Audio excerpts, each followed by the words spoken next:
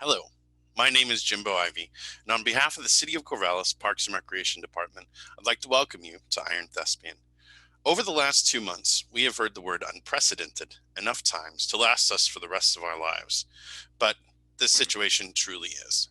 We've canceled dozens of performances, halted creative endeavors that have been in the works for well over a year, and generally slammed the brakes on all local performance art in the name of saving lives.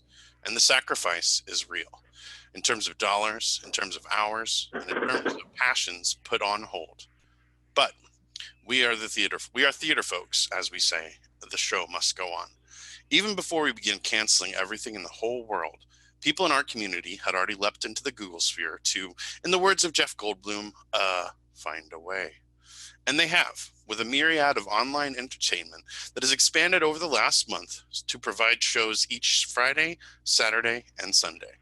For information on how to become involved in this digital Dionysian delight, visit majestic.org or our Facebook page. During these speeches, I always say at some point that you, the patrons, the donors, the actors, the technicians, and musicians, are majestic, meaning that the art that we render is born of your dedication and talent. Tonight, you will see that in one of its most dynamic forms with our take on the venerated play-in-a-day concept, Iron Thespian. The efforts of many staff and volunteers have went into tonight's performance, but I'd like to thank Rachel Kohler, as she has been the driving force in this testament to the fact that when presented with literally any problem, even a global catastrophe, theater folks will make it work. Before we begin this evening's performance, I'd like to acknowledge that one of the pieces originally planned to be performed tonight will not be performed. I did not provide adequate instructions to our Iron Thespian participants about the diversity, equity, and inclusivity practices that we have been developing at the Majestic over the past year in an effort to ensure that our programming is respectful of and not harmful for our marginalized communities. When the show was reviewed this morning, I determined that the potential for the show to harm folks from marginalized communities in the audience outweighed its potential to be educational or entertaining. I do not believe that this was the author's intent. It was simply a fact of the language and actions depicted. Due to the short time frame involved, I thought it best to pull the show from tonight's performance. I made this determination with the help of the Majestic Diversity Council, a volunteer group of professionals and community members who are dedicated to diversity, equity, and inclusivity in our community. I apologize to the volunteers who had put their efforts and passions into working on the piece, but were unable to see it realized, and we will be changing our procedures to ensure that this situation doesn't happen again.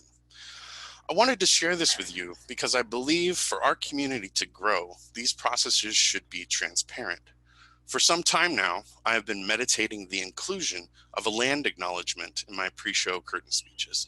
And while we have not developed one of our own, I would like to borrow Oregon State University's so that we can take a moment to meditate upon the history of the land beneath our feet. The city of Corvallis, Oregon, is located within the traditional homelands of the Ampenefu Band of the Kalapuya. Following the Willamette Valley Treaty of 1855, Kalapuya people were forcibly removed to reservations in western Oregon. Today, living descendants of these people are part of the Confederated Tribes of Grand Ronde Community of Oregon and the Confederated Tribes of the Siletz Indians. It is through respect, acknowledgement, dignity, and empathy that we can all begin to do the work that must be done to make our world inclusive and equitable for all. This is the path that we are all walking together. And as I always like to say here at the Majestic Theater, together we can make anything possible. Thank you for your support of the Majestic Theater, and we hope you enjoy the show. Hello, everybody. I am Misha. I'm Petunia Rufflebottom. Wow. All right, let's get started. Welcome this evening, everybody, to Iron Thespian COVID Clash. Huzzah! This is my first online performance, so let's all bear with ourselves tonight.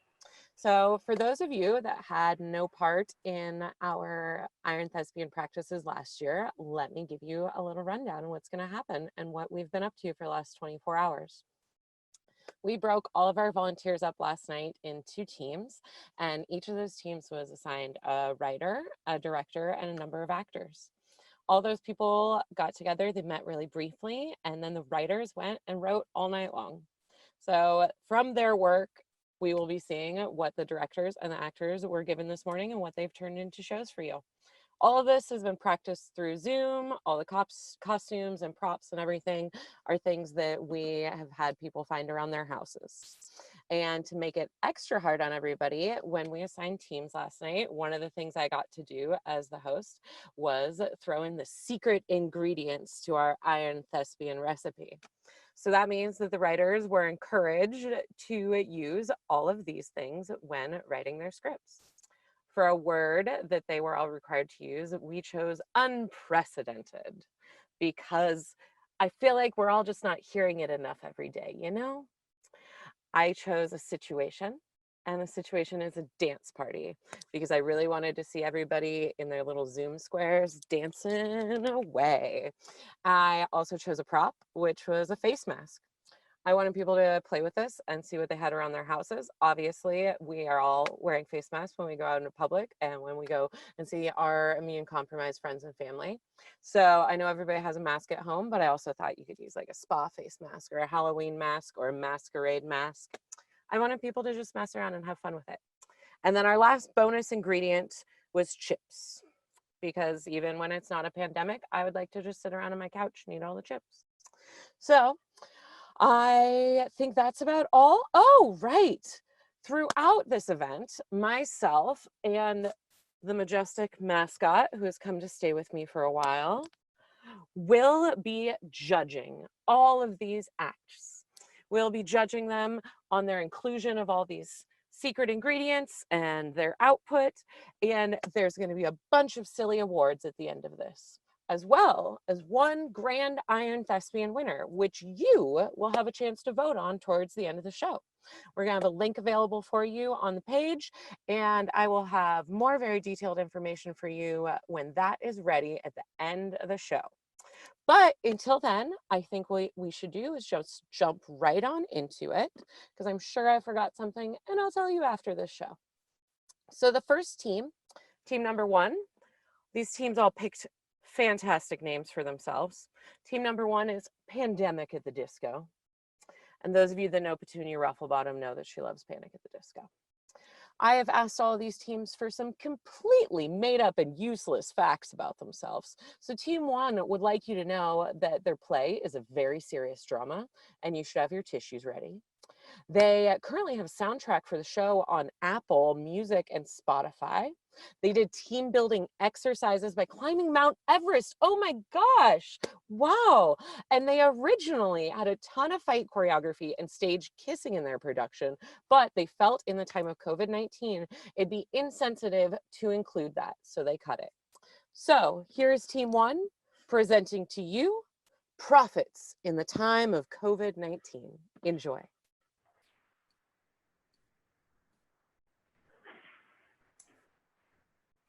Okay, so my camera is on and my microphone is not muted. Okay, it looks like everything looks good, and now I just have to wait for everyone to log in. Almost everything is perfect. Oh, looks like I chipped a nail. Well, there's no time to fix that. Oh, Carl! Welcome. You're muted. You have to unmute your microphone. Yeah, just no, Carl, that was your camera. Try the button next to it. Can you hear me all right? Oh, yes, Carl, I can hear you, but I can't see you. So you've got to get your camera back on. Oh, okay. Ah, there you are. Yeah. Welcome. Is everyone here yet? Just you. Maris won't be joining. She's going to a Zoom wedding for her sister-in-law. Samantha and Marcus sent me their proposal this morning, so we just need Jane and Karen, and then we can begin. I texted Karen a while ago. She didn't respond. All right. It's not calculus. For Pete's sake, you're 10. Just wait till you get to high school and you have to chart out polynomial functions. At least something to cry about. I swear, if they don't open the school soon, I am going to learn why all the great writers they had drinking problems. Yeah. Oh, Karen, it's nice of you to join us. Are we all having a good day? I don't even know what day it is anymore. All I know is I'm going to scream if my kids don't stop forgetting to use Wi-Fi on their phones when they watch YouTube. Oh. God. Netflix better get some new shows. I don't know about you, but Carol Baskin, she did it. Huh? And my family better be glad we don't own any exotic lunch carrots. Okay. No Jane, I see. Guess she couldn't take the heat. Not like her and Maris were gonna come home with anything that could beat our proposal, huh, Carl? Well, actually, Jane texted to let me know she's having technical issues, and I already saw the video presentation from Marcus and Samantha.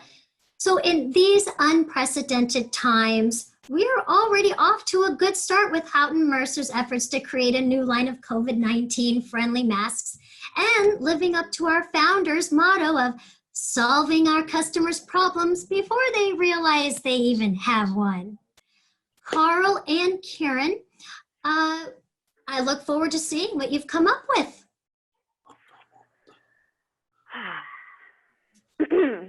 Thank you. With everyone complaining about having to wear masks when they go outside, we decided that maybe we should find a way to make masks fun again. Interesting. And how do you propose we make face masks fun again? By creating a product line that incorporates existing character masks, which have already been produced, and retrofitting them in a way that a medical mask can be affixed within or underneath, depending on the mask. This allows one to not feel silly wearing a mask out in public while giving everyone a chance to spread a little cheer. Keep it down, mommy! Do you have any examples? Oh, we have many options. Carl. I will present the products. Thank you. Worried that your kids are at risk of spreading germs? Then try our licensed stormtrooper mask. Even if they sneeze hard enough to get past their medical mask, nothing is going to hit the mark, you know, because they're stormtroopers. Yeah, how, may I ask, if you could rework the existing mask to securely hold the COVID-19 face mask? Oh, we would affix a plastic knob. God, Carl, I swear, if you interrupt me again. So the mask cords could be wrapped around the knob to keep the face mask in place. Exactly. Do you have any other examples? I actually am glad you asked, because I do. With July 4th just around the corner, what better way to get all gung-ho for America than by sporting your Marvel brand Captain America mask, complete with specialized hooks to keep your medical mask securely in place. And now for our last mask. Now for our last mask. Ha ha! Carl, that's not the last mask. That's not what we agreed to show. Is that a plague mask? What are you thinking? I mean, who wants to see something like that in the middle of a pandemic? I mean, why do you even have that? My husband. He got it for a production at Amadeus. I just wanted to try it. I swear, if you mess this up for me, I don't know what I'm gonna do. Oh, I'm sorry, Karen. It won't happen again. Oh, God. Jane. Oh, Jane, I'm so happy to see you. Go ahead and get your microphone turned on, and you can join us. Sorry, technical difficulties. Yes, I'm just happy that you arrived. Karen, Carl, do you have anything else you would like to add? Yes. In summary, 2 words. Pandemic fashion. Thank you. Well, that was certainly passionate. Thank you, Carl, Karen. This certainly gives Houghton Mercer a chance to work with existing companies and products into a new potential market. Jane, I know Maris is not here with you to help make your presentation. Are you able to continue with the pitch, or do you need more time? No, I'm ready now. Oh, okay, great. Well, then I look forward to seeing what you and Maris have come up with. Thank you. Okay, so Maris and I have brainstormed a way to improve upon existing pandemic masks. Sorry, I didn't have the time to draw up a proper prototype. Oh, that's fine. This is a pitch meeting. So what makes this mask unique? How will it really stand out and open up a wide share of the COVID-19 mask market? Sure.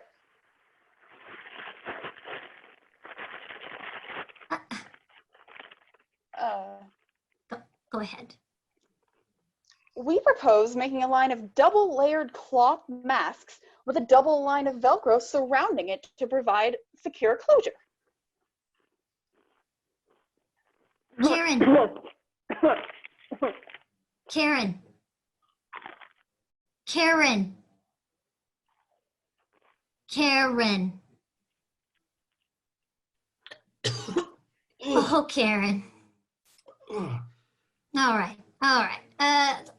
Jane, what would this flap provide to the user?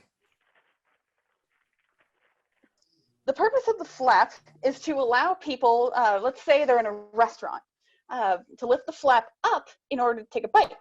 The double rows of Velcro provide extra hold so that when the flap is down, it prevents the spread of any exhaled or sneezed droplets from escaping, and therefore it maintains the mask's viral spread preventative qualities. Interesting. Karen. Yeah, Go ahead. And I feel that by making the center of the flap out of a transparent vinyl material, one can gain a twofold benefit. Oh, and what would those be? Well, first, the transparent window would allow for one to see the mouth, which would return some of the communicative and personal emotions that we need to communicate. Otherwise, that's lost with a regular mask. That way, patients can see their compassionate doctor or nurse rather than just the doctor or a nurse with the bottom half. They can have a compassionate doctor or nurse with a smile. Great. And the second one, I think, is most important. Mm-hmm. With the see-through vinyl, we can market these to the deaf and hard of hearing communities who rely not only on physical hand gestures, but also on the expressiveness of the mouth to articulate further what they're signing. And so this would make the mask more inclusive. Beneficial to society and promotes the brand's commitment to diversity and inclusiveness. Well done, Jane. Thanks. I just wanted a chance to chip in. I just want to say thank you for all your hard work in developing these new COVID-19 mask possibilities. All 3 groups have provided us with new insights into how we can rework our products to keep up with the ever-changing world we find ourselves living in. Good job.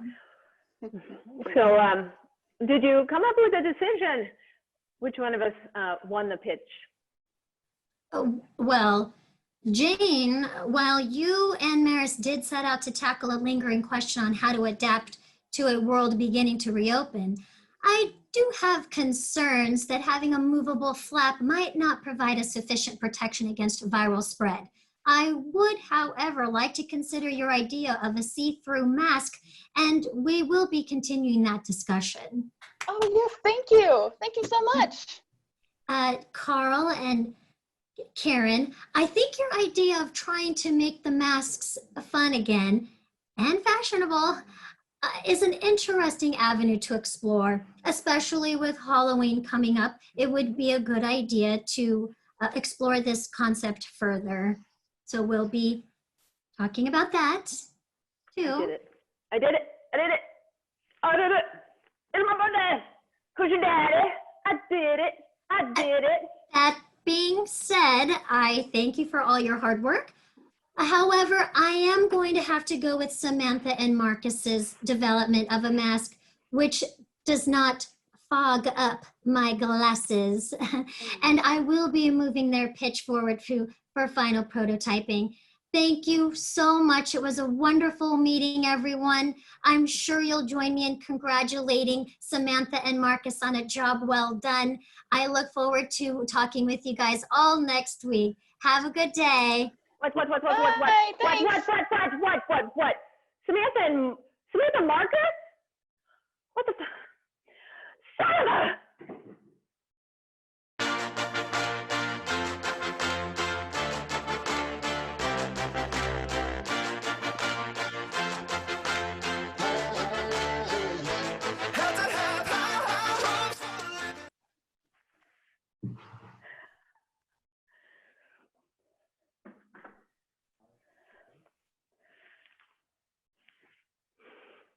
Hi.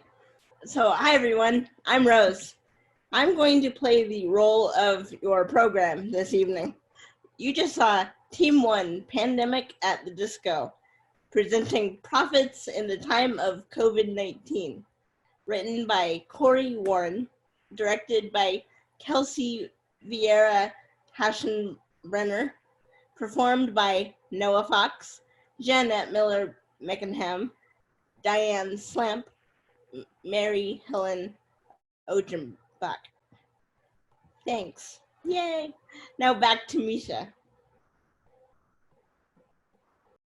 Hi, everybody. I'm back. Next up, we have Team 2. But before we get to Team 2, I'm going to just real quick remind everybody that I saw a lot of people tuned in after my spiel. I'm going to remind them what's going on here. They've turned in to Iron Thespian, COVID Clash, and all of these productions that they are seeing this evening have been rehearsed since 8 o'clock this morning. All the scripts were written between 8 o'clock last night and 7 o'clock this morning, and everything was rehearsed via Zoom. And before we get started with each team, I'm going to tell you a bunch of made-up facts about each team. Isn't that exciting? So Team 2, they've named themselves Sorted Affair. So yeah, we sorted the teams out. They didn't get to pick it themselves, so we sorted. Yeah, let's see. Oh, this is Z's first time directing. This isn't Z's first time directing. In fact, you may recognize some of her earlier work if you've ever seen the movie Memento, starring Guy Pearce. Joe, who's in the show, once played a witch on stage, but did you know that she actually taught Chris Angel everything he knows? Don't blame her for his attitude, though. He didn't actually listen to anything she said. Calvin hasn't been on stage much, but he did electrify critics when he invented electricity, June 10th, 1752. Sabra runs a nonprofit called Nonprofit, a nonprofit for profits who aren't really profits. All profit proceeds go to the nonprofits in need. And Chad. What is there to say about Chad? Chad is the Majestic's cam coordinator who had to step in for an absent member of this team. This isn't his first bait and switch, though. Chad played both leading roles in 1995 smash hit, It Takes Two. Chad is standing in this evening for Brandy. Unfortunately, Brandy couldn't participate in Iron Thespian this weekend due to the fact that they had to fly to the jungle yet again and help Arnold Schwarzenegger fight another predator. So, now that you know those fun facts about group too. Let's watch their show. Read the room.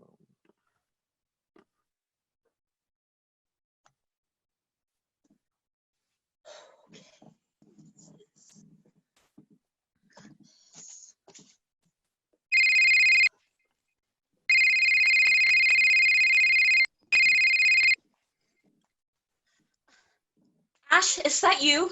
Where are you? Yeah, I'm at the store. What do we need? People are supposed to show up in 5 minutes. What do you mean you're at the store? I think what I heard was, thanks for offering last minute assistance, Ash. I would like, then you tell me what you want. Fine. Fine, you're right. I'm sorry. I've got drinks and... okay, so some chips? Poker chips. Got it. Haha, very funny, Ash. Ash? Are you... Damn it.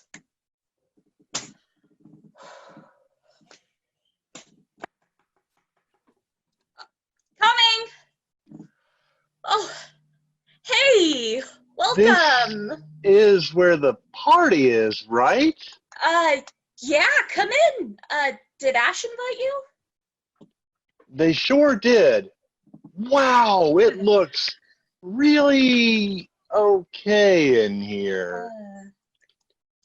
Thanks. There's drinks over there, and Ash should be back soon with snacks. I'm not thirsty, thanks. Okay. So, how did you meet Ash? Who? Ash. Didn't they invite you?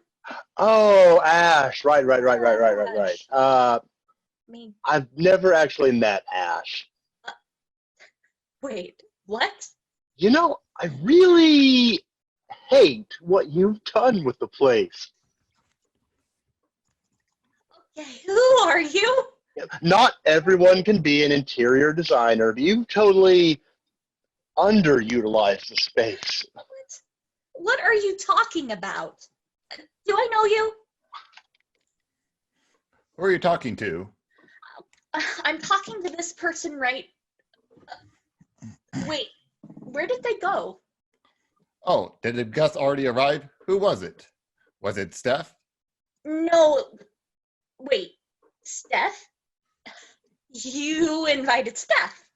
Who? Yeah, I thought you two could finally talk. You're going to get along so great.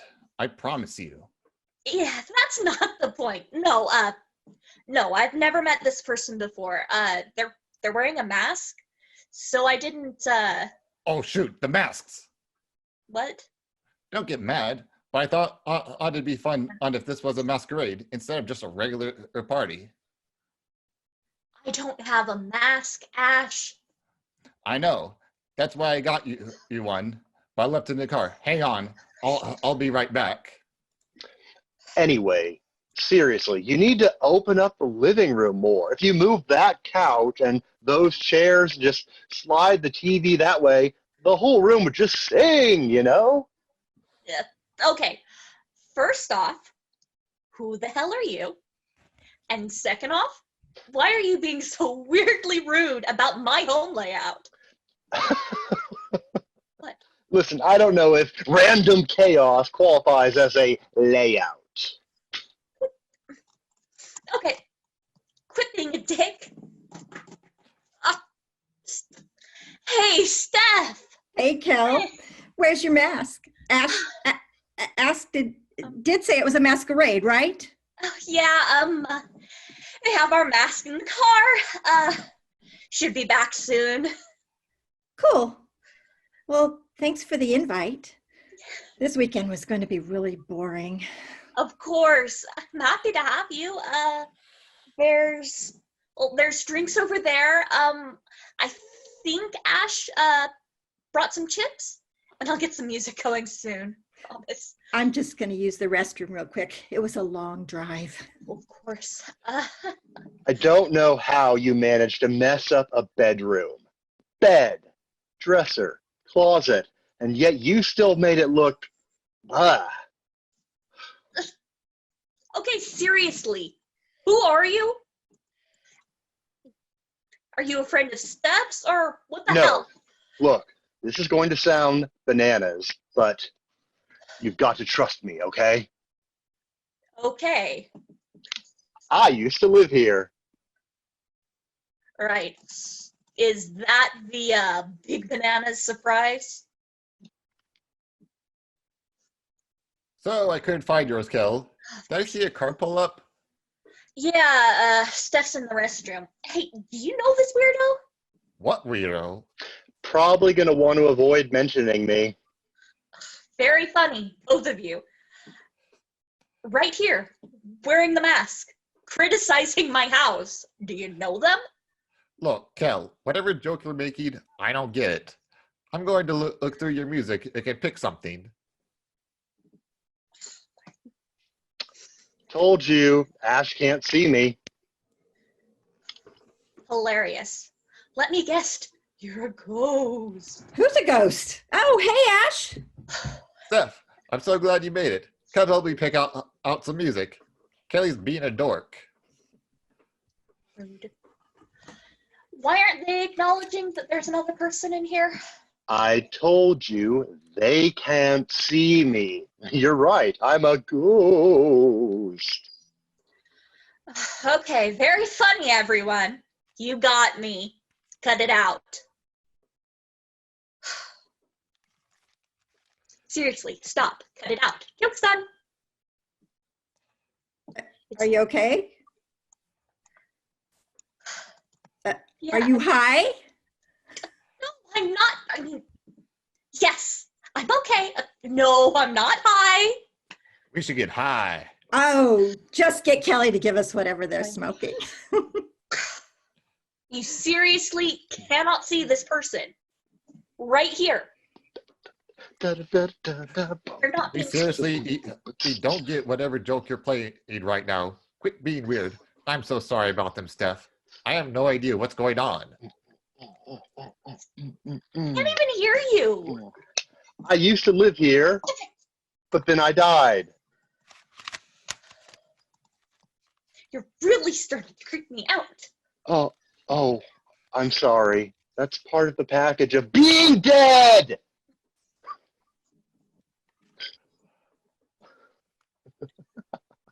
It went right for you. That tickled. How the hell? You know, I guess I could have just led with that, huh?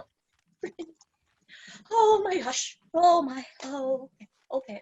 Probably What would have saved some happened? time, yeah. What happened? How did you die?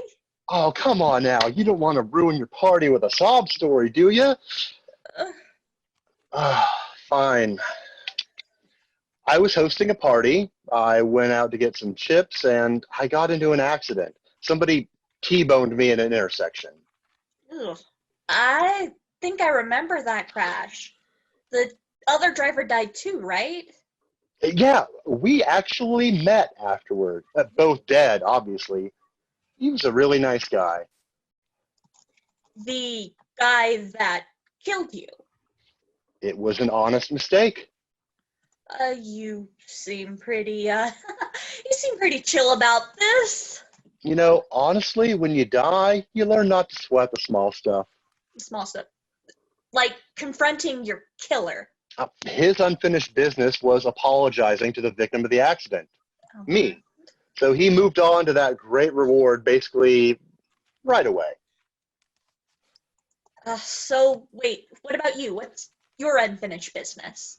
Well, as far as I can tell, it's to deliver chips to the party.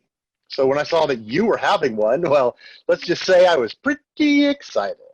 Yay. So wait, all we need to do is put out some chips and you'll be able to move on. I think so. I mean, it's not like there's a handbook or anything. Oh, so then it's not like... No, it's not like Beetlejuice. Can't blame me for asking. Thanks for coming, Steph. You know, Kelly's really into you. Really? Yeah, they literally will not shut up about it. Aw. See, I knew you'd think he was cute. I keep telling them if they just talk to you, but Kel's such a wimp. I get it. It can be tough to put yourself out there like that. Who's Kelly talking to? No idea. They were acting really weird earlier too. I think they were just thinking they were being funny. Okay, you're right. They're a bit of a dork, but a cute dork. Oh, now you're being adorable too. Oh, you brought this on yourself. You're the one who told me. Touche. Once again, I am brought down by my own altruism. It is truly a curse to be me. Oh, there. It'll be okay, Ash. So, you going to talk to Kelly? Yeah, I think so.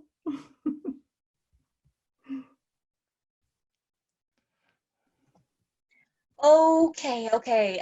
So Ash literally just bought chips. I can grab a bowl. We'll get them all set out, and abracadabra, you're moving on to the great reward, right? That's the idea. Oh, thank goodness. Excellent. So let's come on. We're over here and.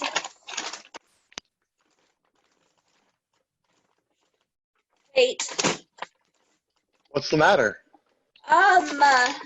I can't find any chips. Ash said they bought chips, but there aren't any in here. Oh. No, I'm sure they're just somewhere else. Hey, Kelly, can we talk? Yeah, in just a second. Hey, Ash! Where are the chips? They're in the bag. It's just that Ash told me about how you like No, me. they're not! Yeah, they are. In a box at the bottom. Ash told me about how you like me, and I was just in a wanted box?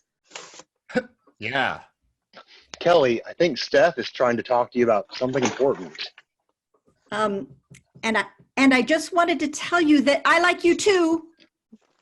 What the hell are you talking about? Me? Hey, Kel, you might want to chill a bit. Poker chips? Really? Anyway, I like you, and I was wondering if you might want to get dinner sometime. Is this a joke to you? Kelly, what is wrong with you? Yeah, remember I said poker chips and... I know what you said. Where the hell are the potato chips? Come on, it's not that big of a deal. Jeez, take a joke. There's chips in the car. I was just messing with you. Kelly, I'm trying to talk to you. I'm asking you out, you idiot. Do you want to have dinner? Dinner? What are you talking about? No, we have to set out the chips, Steph. Okay. Do you want me to help? No. Just leave me alone for a freaking minute. Oh, Kel. Wow. I'm sorry. I didn't mean to. I really didn't. It's cool. Hey, Ash, I'm going to go. No, Steph, stay, please. Kelly, what the hell? Look, we can just all put out some potato chips and hang out and listen to music. It'll be fine. It'll be. I think you might be a bit beyond saving face here, pal. We can just. Thanks for inviting me, Ash, but I'm going home. Way to go, jerk. You don't understand, Ash. We need to set out the chips. You're right. I don't understand. You're being super weird and taking being an ass to unprecedented levels. I think the vibes changed, Kel. Quit worrying about the chips. Look, it's the only way they can move on. You're the one that needs to move on, Kelly. You're clearly still hung up on your ex, and that's why you just totally ruined your shot with Steph. I didn't. Wait, what? Read the room. Go to hell, Kelly.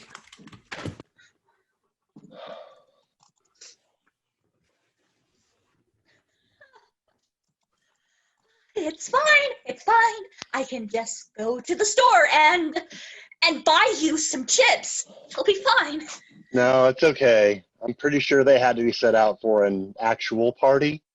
Now it's just a sad loser and their invisible friend. Ouch. Valid, but ouch. So what now? Well, you can try to mend your relationships and throw another party, and we can try again. Yeah, and until then, you're going to... Oh, I'm gonna haunt you for sure. Do, do, do, do, diddly do, Yeah, diddly do, do, that's what I figured. do, diddly do, diddly do, do, do, do, do, do, do, do, do, do, do, do, do, do, do, do, do, do, diddly do, diddly do, do, do, do, do, diddly do, diddly do, do, Hey, do. want to play some poker? Sure.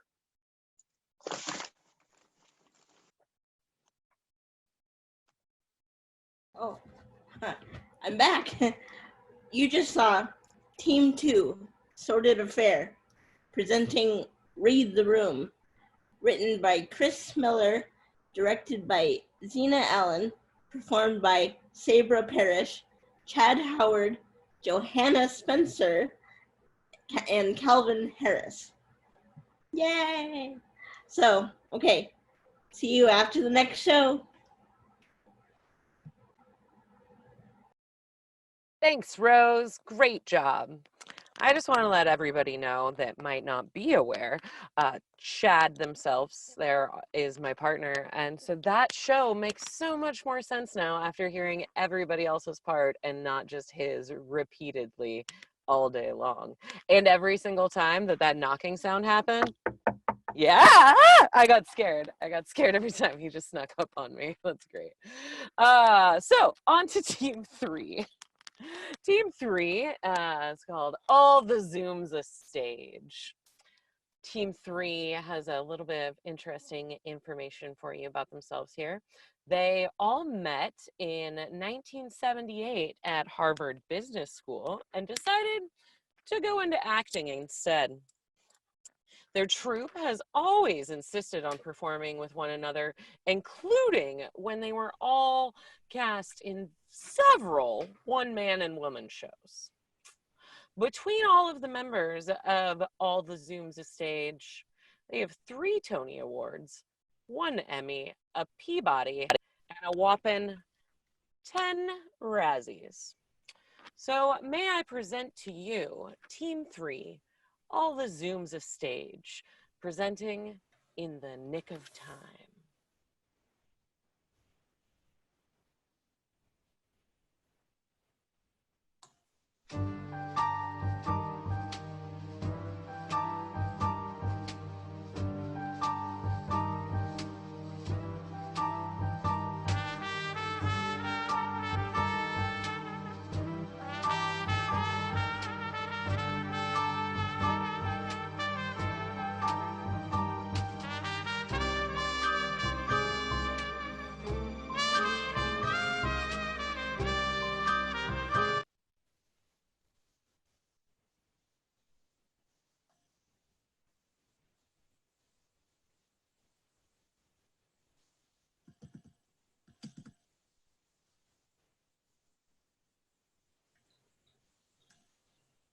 Joe, are you there?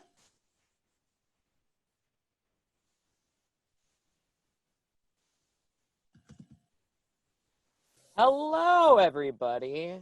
My name's Petunia Rufflebottom, and I just received an urgent message that said riff. Some people know what that means. Some people don't. But I am going to take this moment to say hi to a really special friend of mine out there, Viv. Hello. Hi, Viv. Thanks for tuning in. I see that you said hi. Viv's my really good friend. She's 4 years old. We're both really into unicorns. Viv's a little more into scary stuff than I am, though. Viv likes monsters and things like that. So some other things I want to let you all in on. I don't know if many of you know that the Majestic Theater has been doing shows, I think going on 8 weeks now. And all the shows that we have been working on have been on Zoom, and they've been pretty entertaining. And most of them have a backup actor usually. And this poor person just has to sit in the back of all the rehearsals and in the back of all of the Zoom meetings and have the script up and follow along. And all of a sudden, if somebody doesn't appear, then they would get to go on. And it's happened a couple times so far, but we didn't actually set up any backup actors for this show, because that would be crazy. They would have to have had 7 scripts they would have had to look through and not known anything about. So it's a pretty funny thing. So I enjoy these Zoom things because just like live theater, sometimes things happen and you just got to go with it. So a couple other things have been going on here in Corvallis. I recently learned that Parks and Recreation, which runs the Majestic Theater, as well as the Osborne Aquatic and the library, is doing book delivery. I didn't know that. They had some survey a few weeks ago, and they were like, what can Parks and Rec do for you? And I was like, I would like book delivery from the library, please, obviously. And apparently they were already on it. So I don't know. I think Corvallis is pretty cool doing stuff like that. I haven't utilized it yet because luckily I checked out way too many books right before this and I didn't have to return them. Oh, excellent. I am now being told that we are going to present to you Team 3 once again. Their team name is All the Zooms a Stage, and they will be presenting In the Nick of Time.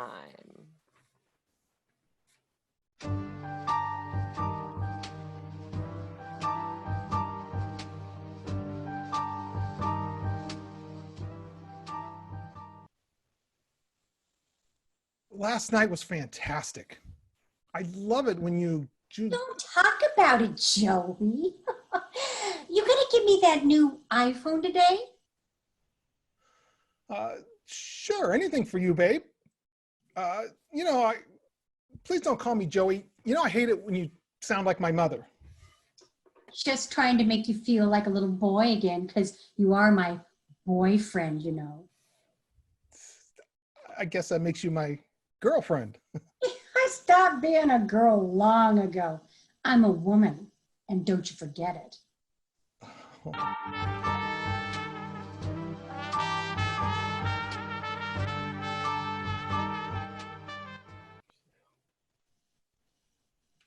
Yeah?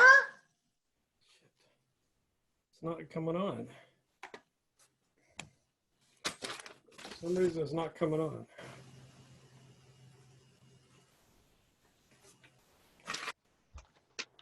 Hey, Nan, it's your old boyfriend, Rocky. How's tricks? A, it's Nancy, not Nan. B, I don't do tricks. And C, I didn't know you could make phone calls from prison. Sure, Nancy, you're a swell girl. I got parole, time off for good behavior. I was a model prisoner, just thinking about you. There is no you and me, Rocky. I've moved on. Well, I didn't move on. You know what? You have some unfinished business. I did my time and now it's time for my payoff. Don't worry, my terms are quite flexible. I don't owe you nothing. What you did was totally voluntary on your part. Oh, Nancy, you shouldn't talk like that after all we've been through and the things we've been together. We're a team, a good one. I taught you, you taught me. Remember we won that dance party contest? Skin to win, and we won. Listen, Rocky, that's all in the past. I have a new boyfriend. He's a nice guy and has a good job. Treats me right.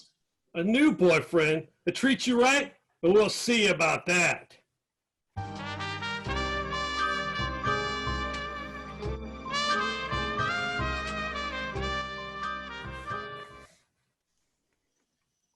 Hey, babe, what's up? You like the new phone? Joe, you gotta help me. An old boyfriend of mine just got out of prison and he's threatening me. You gotta do something. Whoa, an old boyfriend? Prison? Threatening? That doesn't sound good. What do you think I can do? My boyfriend, Joe. need to protect me. Rocky's probably just blowing off steam from 5 years in prison. I'm sure you can talk some sense into him. You're a smart guy. He's not so bright. He pled guilty. How smart is that? Well, I don't know. I'm not a tough guy. How big is he?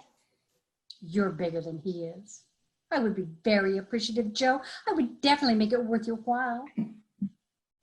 Okay. Anything for you, sugar.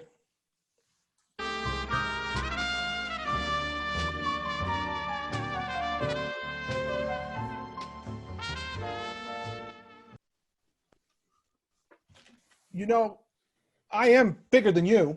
Ah, she says that about all her boyfriends. Who knows what the truth is, but it doesn't matter. She owes me big time for the 5 years I spent in prison on her account, and I intend to collect. You should just move on. Rocky is back in town. Oh, yeah, Mr. Tough Guy? Let's step outside and see who needs to move on. Sure, Joe. I'm right behind you.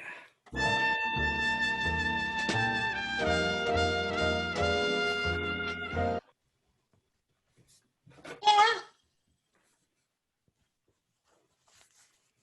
Hiya, gorgeous.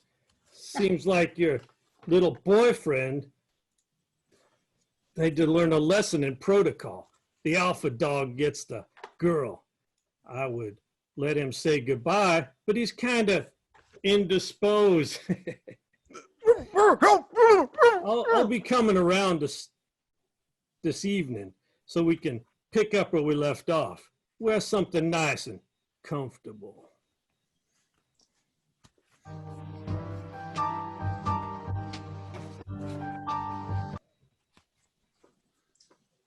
Hey, Siri, find me a good private eye who can protect me from danger. Okay, I found this on the web. Check it out. Nick Danger, third eye. You name it, I'll do it. No case too small. This should be interesting. Nick Danger, third eye. I like my pizza with anchovies and my beer with a head. Hi, my name is Nancy. I need some protection from a dangerous guy. And I love pepperoni pizza and I like my men with a head. Oh, well, that is certainly not without precedent. You mean unprecedented? No, it's a double negative, so unprecedented or just precedented, but that's not as cool. Okay, Mr. Wordsmith, whatever.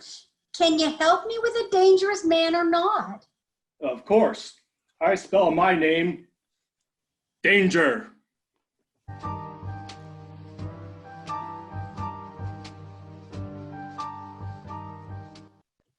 She implied that you were bigger. Yeah, she has a way of exaggerating. We're all just little pawns in her game. Yeah, but if they play their cards right, pawns can become queens. Okay, but when the chips are down, she'll blow some other guy's dice. Well, if the shoe fits, let the chips fall where they may.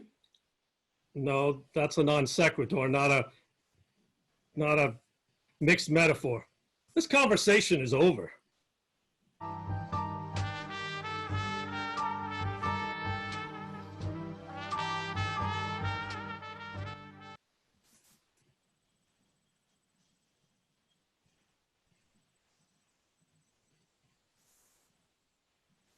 That's not nice or comfortable. Are you hoping I'm not going to recognize you under that mask? Dress up for you. Since Joe can't speak for himself, I'll explain. I'm listening. After you got set up, I took all the money and went to the track. You know I understand the ponies. I had a sure thing going on with Sam Spade. But before I could place the bet, I overheard Joe here talking to Sam Spade's owner. He said the fix was on and the long shot, Sweet Sue, was going to win. I placed all the money on Sweet Sue. I was flabbergasted when Sam Spade won. I confronted Joe. He confessed that it was a ploy cooked up to by him and the owner. Lots of people overheard him. He offered to buy me dinner, and I've been working on him ever since to get the money back, but it's been slow. I'm sure that you can persuade him to cough up the whole amount plus interest. I know where his weaknesses are. Wow, that's quite a story. It'll be interesting to see what Joe has to say. Of course, he'll deny it, but it doesn't matter. He's got a ton of money, and I can tell you just where and how to pressure him to give it to us. Us? You mean there's an us? Sure. I was just using Joe until you got back. Well, babe, that sounds just fine. Let's just go upstairs and seal the deal. I'm curious to see what you have in under that strange costume. That would be great, except now it's not a good time for me. You know how squeamish you are about blood. Just take Joe upstairs and persuade him to give you his passwords. I'll text you with a list of his weaknesses. Ah, no blood. Come on, Joe. Let's go upstairs and have a little chat.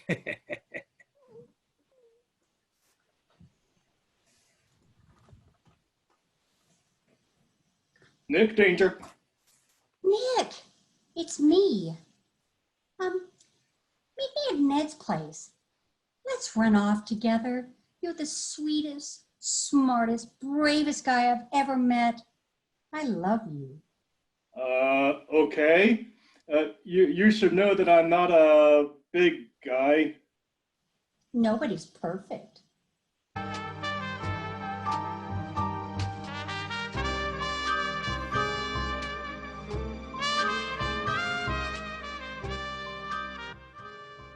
Thanks, actors.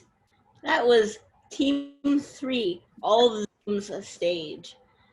In the Nick of Time, written by Paul Ahrens, directed by Richard Droyer, performed by Zifa Wright, Tim Harris, Pat Luthram, and Ralph Turley. Okay, Misha, back to you. Hi, everybody, and welcome back. So, as I said, we can still have all the fun shenanigans of live theater while streaming on the internet. Fun shenanigans is one of the main reasons that most of us do live theater. I mean, some people are artists and they have muses and they have things to do, but most of us just want to put on silly costumes and funny makeup and get on stage. Well, at least myself.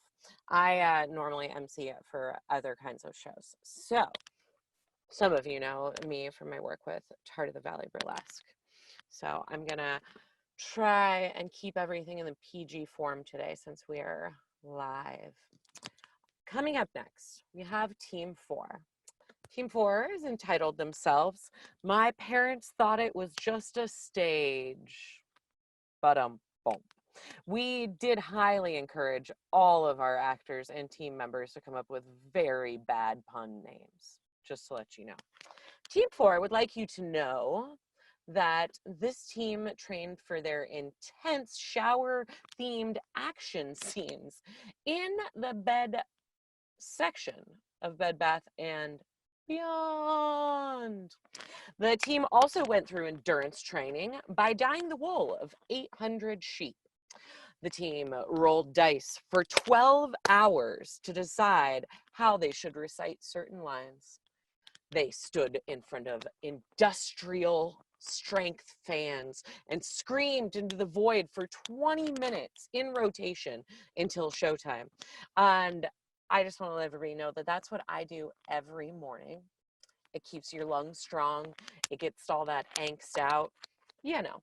So after that, they also would like to let you know that they listened to the classic 1983 episode of the Lone Ranger 0784 Horse Thieves Steal Silver for 10 hours before actually rehearsing.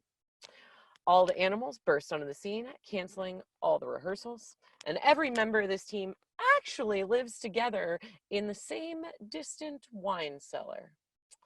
So I'm going to hope that they're all ready to go, and I'm going to introduce to you Team 4. My parents thought it was just a stage. playing. When they tell you your sweater is too thin, just remember you could always be drunker.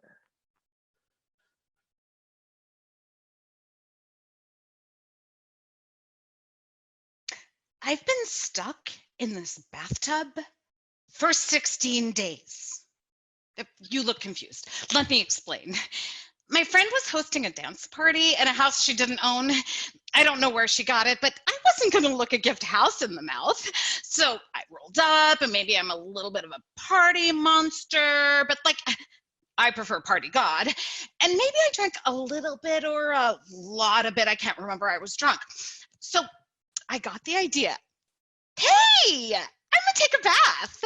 Kept the clothes on, figured it'd keep me sober. Passed out before I even turned on the faucet. Woke up a few hours later. I was gonna get up, but oh, I was so comfy. Then a little bit later, I figured, no, I should get out. But then it started to get weird.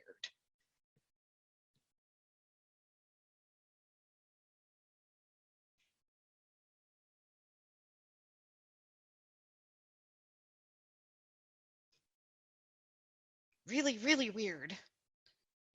Like, totally weird.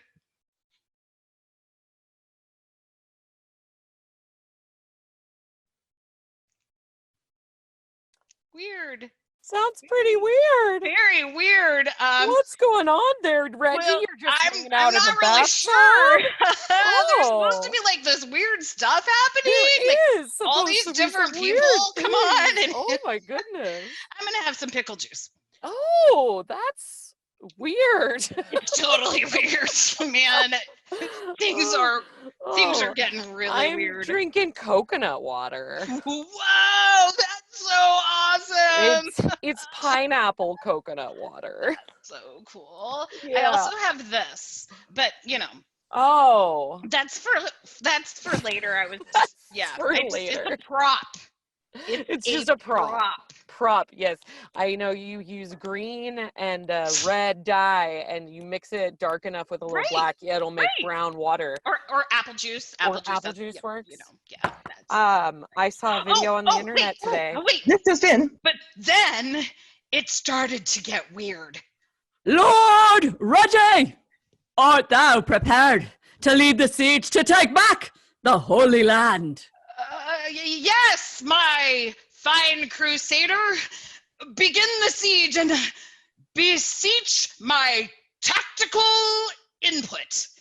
At once, I shall send word to Commander Lonely Blade. That's great. Off, men, to the Holy Land! So I'm not like 105% sure I'm still actually at a party. I'm working with incomplete evidence, but I have reason to suspect the apocalypse happened, or like an apocalypse happened, and I'm not on Earth. First, I was interrogated by that weirdo you just heard, and I convinced them that I was the Pope. But now they're just looking to me for advice on sieging the Holy Land. I'm losing my mind. But then the cult of small folk arrived. Here, go ahead. Oh, hang on. I'll jump up. Go ahead, Reggie. It's me again, Supreme Zyklon, head of the small folk. I come to seek your wisdom for the annual gathering. Of course. I just said a bunch of stuff that I read on a self-help book once. I ran out of quotes, so I've just been writing nonsense for a while. Ooh, the sweater that is affected the most deeply is the one with the least threads. Oh, Godhead Reggie, this wisdom is unprecedented. You're telling me that the community that is most capable of defeating struggle and suffering is the community that is largest and also tight-knit, ready to help one another. Yeah! Hells yeah! You got it! You understand my messages. Oh, that's why you're the Supreme. Yeah, you rock it, yeah. Did you bring me my stuff? Oh, yes, it should be dropping in from the Zenta Trip Tunnel system now. There you go.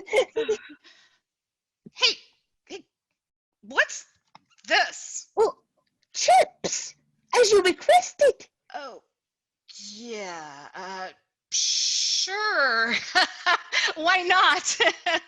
God, where did you even find this? Forget it. It's fine. Thank you. Is there anything else you request, Godhead Reggie? No. You're Gucci. Be free, little folk. Yes, your wisdom is ever appreciated, Godhead Reggie. Part 2. I convinced a cult that I was the person their god spoke to directly. In effect, I convinced the cult that I was the Pope. So, this is my life now. Lord Reggie! The defenses upon the ramparts of the enemy's castle in Jericho were stronger than anticipated. They began to pour hot oil upon our men. What do you suggest? Have you considered making the, tactical decision of going around the left or around the right? Unprecedented, my lord! 'Tis your genius that keeps the might of the Lord God on our side. I shall run this information to Commander Lonely Blade at once. Sometimes I think to myself, dang, I'm gonna get people killed, but I'm not 105% sure that anything outside of that bathroom door is even real. I've even started to wonder if maybe I'm just hallucinating, forget the fact I'm stuck in a bathtub. What if I'm still asleep at the party, And any second now, Zach or Becky or Eureka Tobiah or Jack are gonna come in and be like, yo, Reggie, you totally passed out. And I'll be like, no way. And then we'll fire down some whiskey with some pickle juice chasers. I don't know. I'm also a boxing coach now. That's fun. Oh, knock, knock, Godhead. Will you finally be joining us for the proceedings? No, not this time. Sorry, I have important, stately Godhead things to do. Oh, yes, of course. We shall begin the proceedings without you then.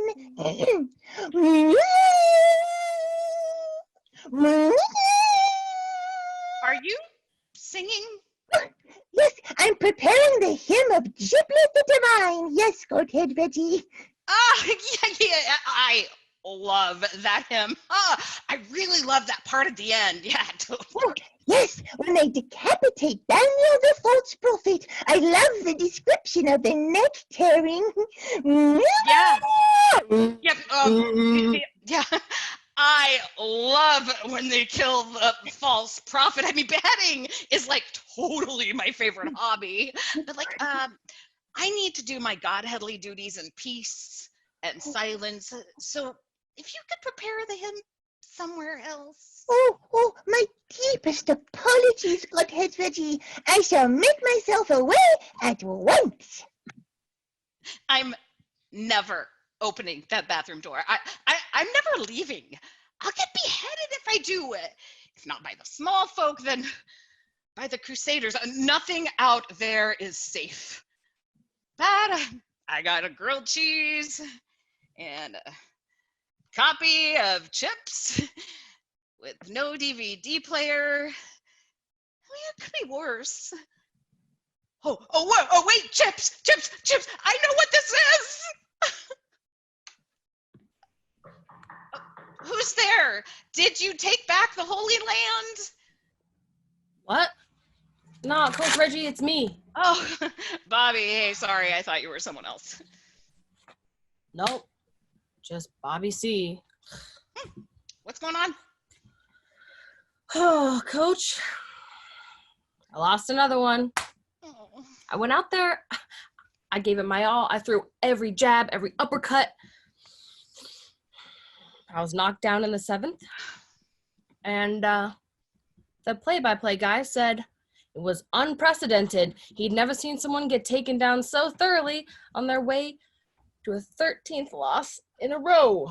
Ah, that sucks. I'm sure you did good, though. No, he painted the canvas with me. Yeah. Best I had was my hard head taking hits, so I didn't go down even earlier. Maybe I'll go down for good soon. No, don't say that. You're a great fighter, I think. It's your passion. I'm no good at it, though. Well, then why are you fighting then? I mean, what are you doing? I mean, hey, I tried living in the real world. It's just not for me. That's why I live in the ring. People love watching weird folks beat the heck out of each other, and getting beaten the heck out of is my one talent. So my world is the ring, and I don't know anything else. Passion's like really hard to follow through on. You gotta do what you love. Don't I know it? It's all I got. I've got another fight scheduled next week. I'm going straight back into it. That's good. I mean, yeah, I'll keep getting in and trying. It's just hard. Getting up and going out that door in the morning. I get that. Hey, you should check this out. What's that? It's a TV show. It's kind of an inspiring little show. It's got this great inspirational theme song. Making the way in the world today takes everything you got. Oh, God, wait, damn it. No, that's from Cheers. God, I have no idea what Chips is, but I bet it's really good. Okay. I get what you're feeling, though. Sometimes you just need to face it all. Yeah. Get up every morning, swing, try, guess. You know, I wasn't always a premier boxing coach. I was just someone who loved to party.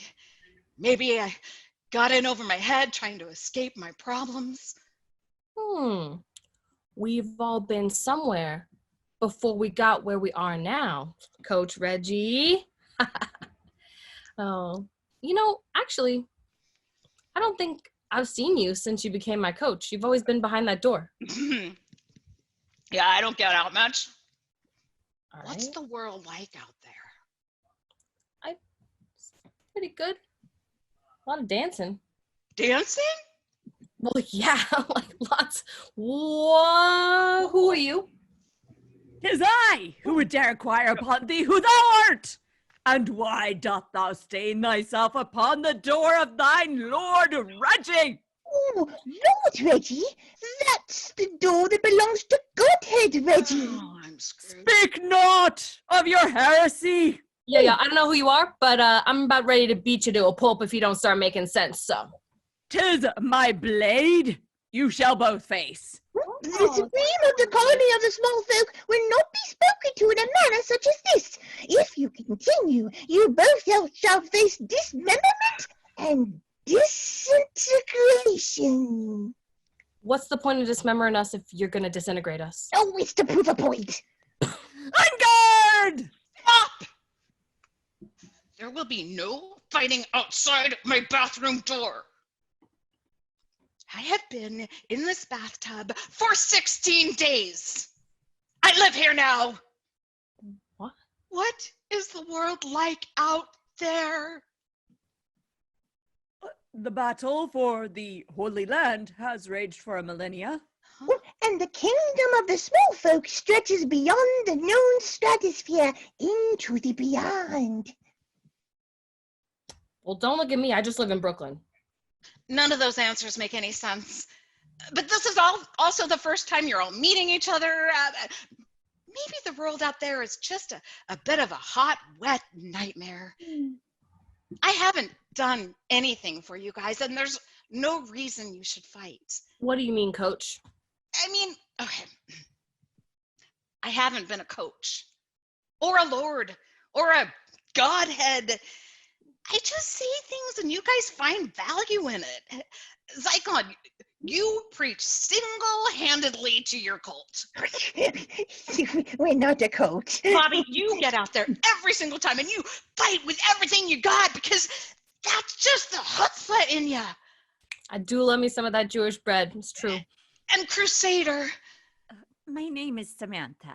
Sure, you took back the Holy Land with Commander Lonely Blade.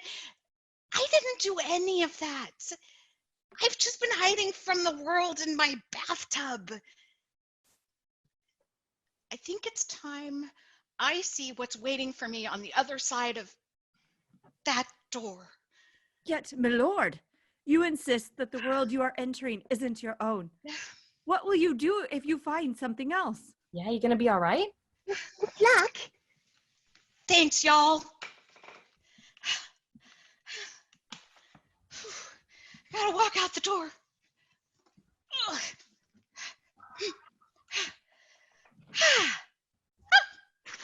So, this is the other side. The world doesn't look destroyed. There's no big war, no small people, no boxers, just a lot of socially distant, passed out partiers. Oh, wait, partiers, Becky, Zach! Oh, Eureka, Badaya! Like, oh my God, Reggie! Where'd you disappear to? Last time we saw you, you were totally passed out, man. I reckon you were out for a quarter past dead last time we saw you a few hours ago, man. No, wait, like, I'll tell y'all later. Right now, I'm looking to punch the sun. So let's get some pickle juice and take some shots. I'm 105% sure that if I drink enough, I'll be unstoppable. Ugh.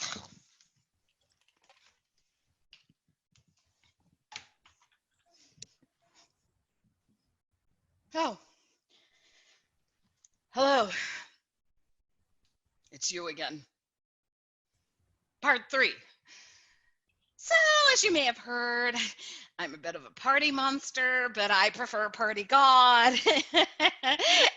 Anyway, I got super drunk after I found my friends again. So I decided to get in the bathtub to sober up. Because my drinking brain just sort of works like that. Anywho, it's been a week and Lord Reggie! The Canadian dinosaurs have invaded the Holy Land. This is my life now, I guess.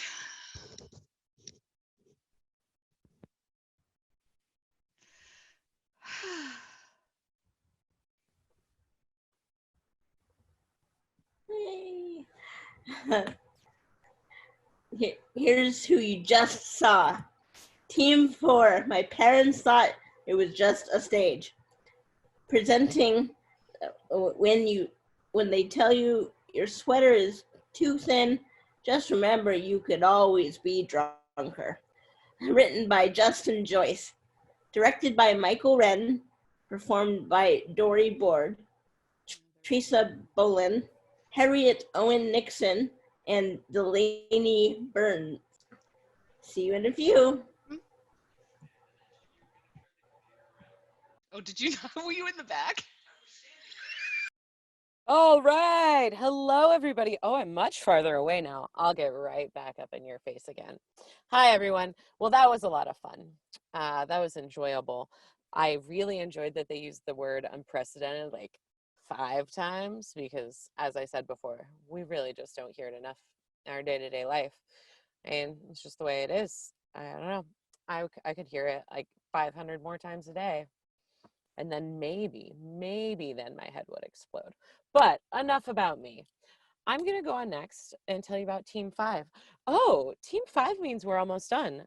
it's very strange having a show without an intermission, because you could have just got up and got your snacks and brought them back to your seat at any time.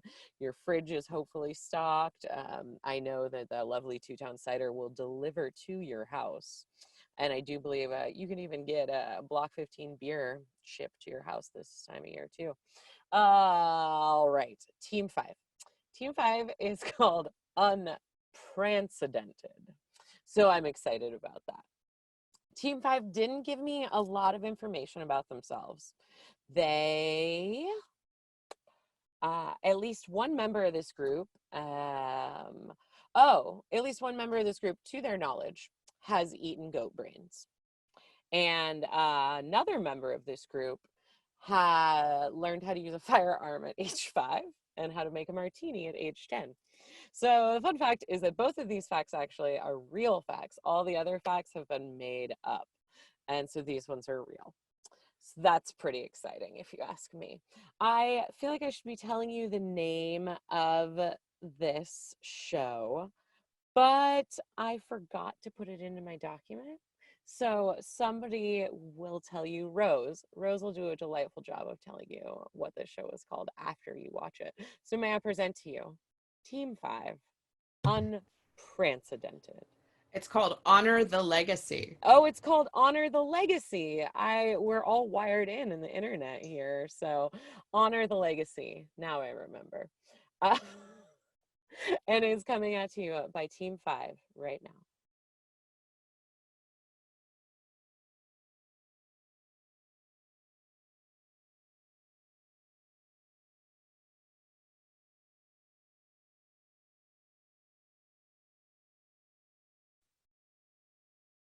Right, meow.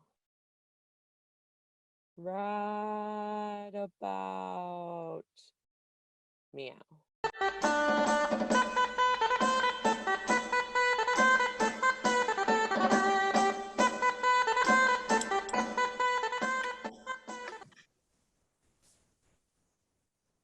My Lady Marian, a pleasure. I see King Richard has let you off on good behavior, Nottingham, though it begs the inquiry of why you would show your face here. Simply for a dance, my lady. Would you grant a sheriff the honor of a dance? A former sheriff. Come now, harsh tongue, and from such a beautiful face. If I grant you one dance, will you hide your face away for the rest of the party? If it is what you wish, my lady. Oh.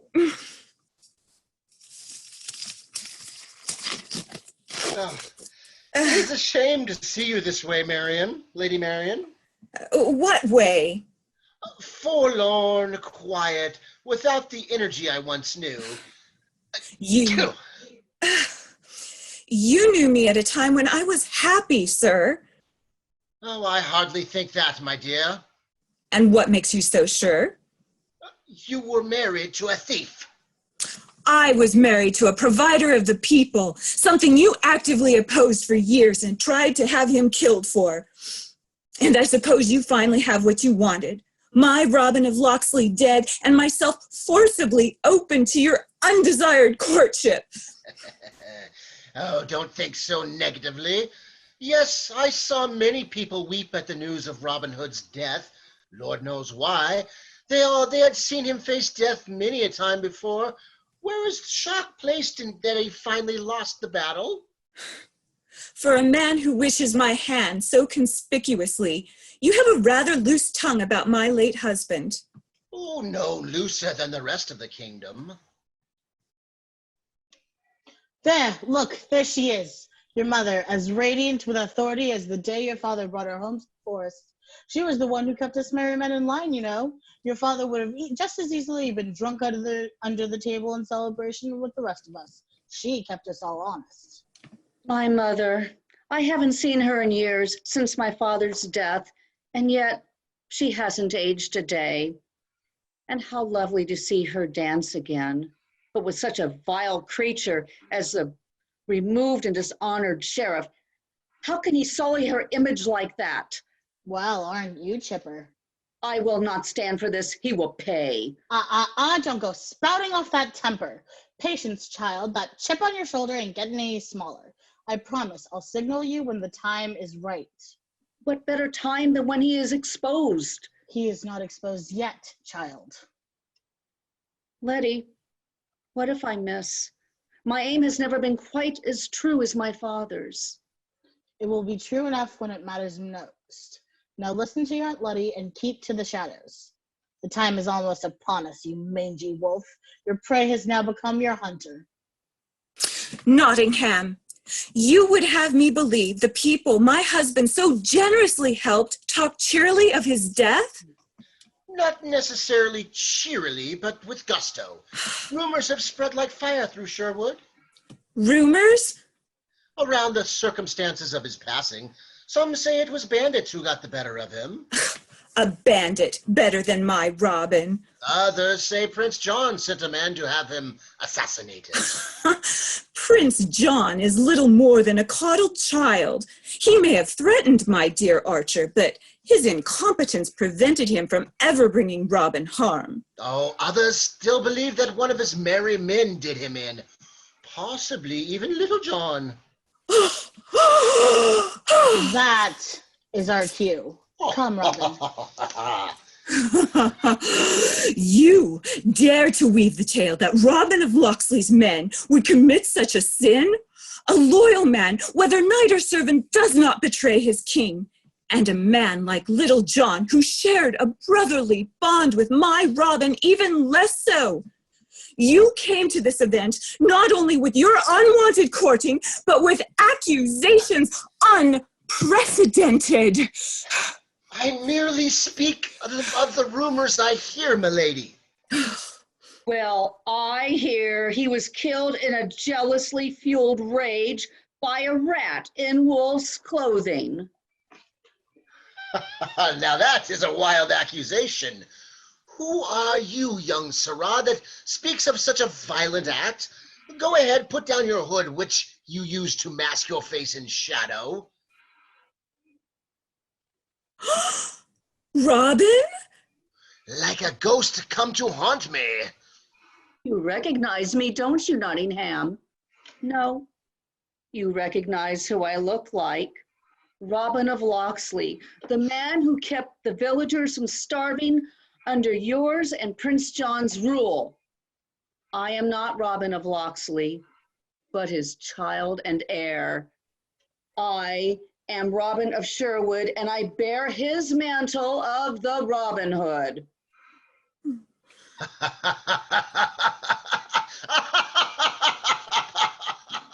Oh, for a moment, child, you actually had me worried.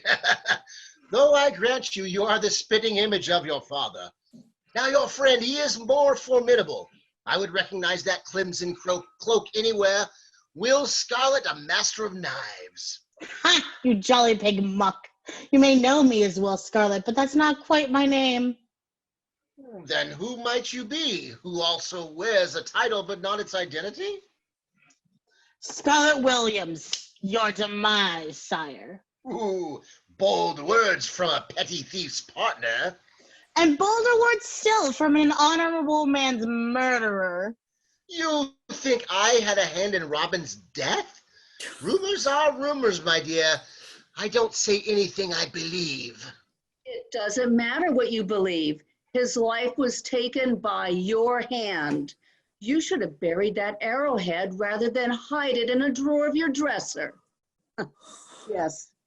I had an inkling that my father's greatest enemy might have had a hand in his death. All it took was one night when you were across town. Letty and I acquainted ourselves with your bedroom and found one of my father's arrowheads in your dresser, still tied to a bit of shaft and still covered in blood. I would know one of his arrows anywhere, sir, and that was one of them. To kill a man is a shameful thing. To kill him with his own arrow, the devil would be impressed, sire.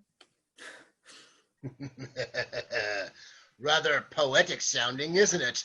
The best archer in the land ended by his own arrow.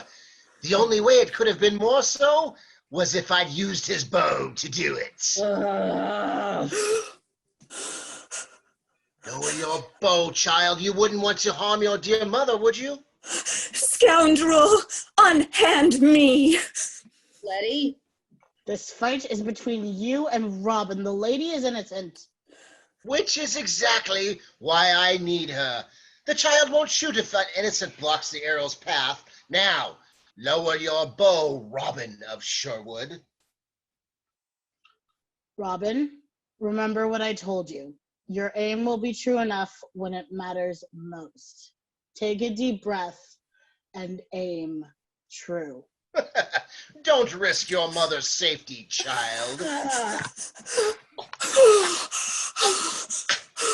Ow! You dare to threaten my mother after what you did to my father?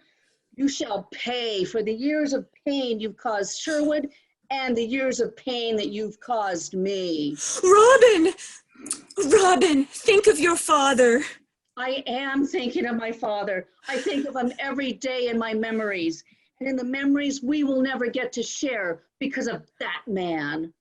This man is terrible, yes. But when you think of your father, would he want you to carry on his mantle this way? Without mercy, without compassion? Your father spared the lives of lesser men, men who did not deserve that kindness. He did that so he could look you in the eyes without guilt over the man he became.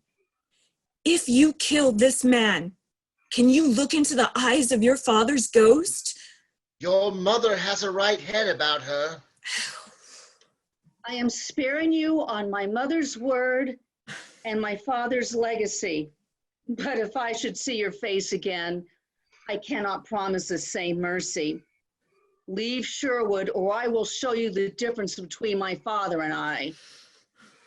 You think you can exile me? You have nothing left but 2 days to gather your things and depart. And I suggest you do so quickly and discreetly. Now, leave my mother's estate before I change my mind. Oh, my child, thank goodness. Wow, look at you, all fancy with a bow and showing that good-for-nothing sheriff who's boss. You're a real chip off the old block, aren't you? Are you hurt, Mother? No, I'm fine. You look so much like your father. You know, he wasn't much older than you when the first time we met. And a little secret, he couldn't shoot half as well as you at your age either. Why didn't you tell me that before? I didn't want to boost your ego and have you storming in, firing arrows willy-nilly. I wouldn't have done that. The target range says otherwise. Robin, your father would be proud of what you did tonight. Do you think? Oh, I know. Now let's go home. I've contained my sorrow within these walls for so long. I want to roam the trees and breathe the fresh air with my child and my husband's trusted friends beside me. The merry man will make merry to see you back, milady. Father, if you can hear me, I really do hope I made you proud tonight. I know I'm not perfect, but I hope to honor your legacy. It would make Mother very happy. I miss you, Father, every day. I hope wherever you are, you know that too. Robin, aren't you coming? Yes, Mother. Goodbye, Father. I love you.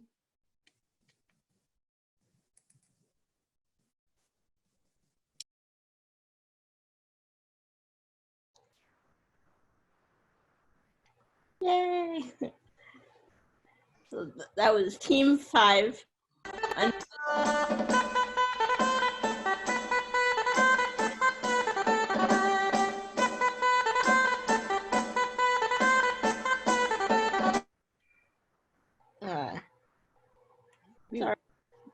sorry if I came in early. Honor the Legacy. Sorry. Team 5, Unprecedented. By Kiwi Sturgeon, Rob Otrembiak, performed by Alessandra. Andrea. Andrea, Pat Perdue, Annie Neves, and Karen Woolwind. Again, I'm sorry I came in too early. See you again after the next one.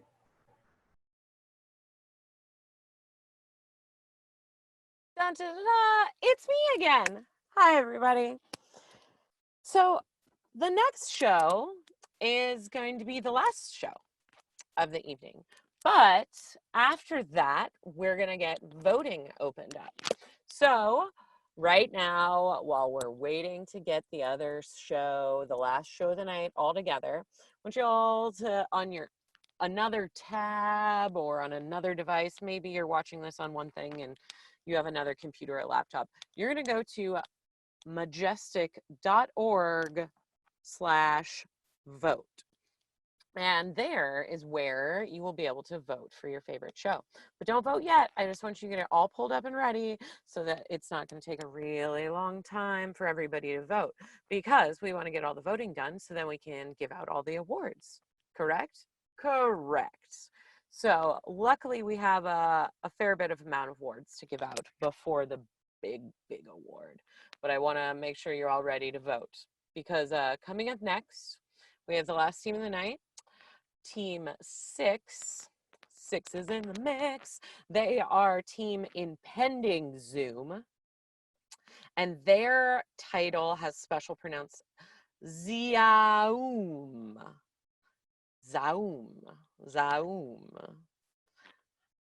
I got very fancy pronunciation instructions for this, but I didn't actually practice it or ask anybody or even say it out loud before just now.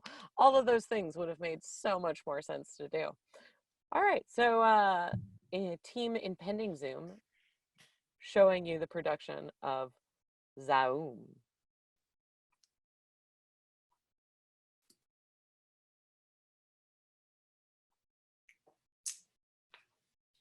Ready? It's looking good. Let's see. I think I'm looking good. Oh, hi, there you are. How are you? Turn on your mic. Turn on your mic. Your microphone, turn on your microphone. Oh, okay, is that better? Yeah, that's better. Yes. Can you hear me now? Yes, I can. Hey, it's really great to see you again. Oh, it's so good to see you. I mean, I thought we'd be seeing each other a lot sooner, but then the world stopped. So, you know. Well, yes, I thought we really hit it off. You seem to really like the show that we went to. Yes, and that wine bar was amazing. I know. Well, I was hoping for another chance to see you face to face, but after some computer help from my nephew, I finally managed to make the Zoom work, and here we are. Yeah, well, I thought it would be weird because I've never done even online dating, and this is online dating with extra technology that I don't quite get, but it works. So, yes.